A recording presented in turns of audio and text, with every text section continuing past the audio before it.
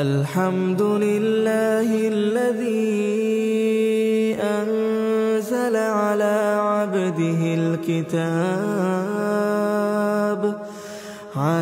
عبده الكتاب ولم يجعل له عوجا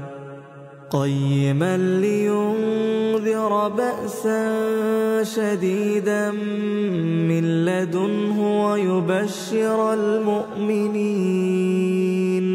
ويبشر المؤمنين الذين يعملون الصالحات أن لهم أجرا حسنا ماكثين فيه أبدا وينذر الذين قالوا اتخذ الله ولدا ما لهم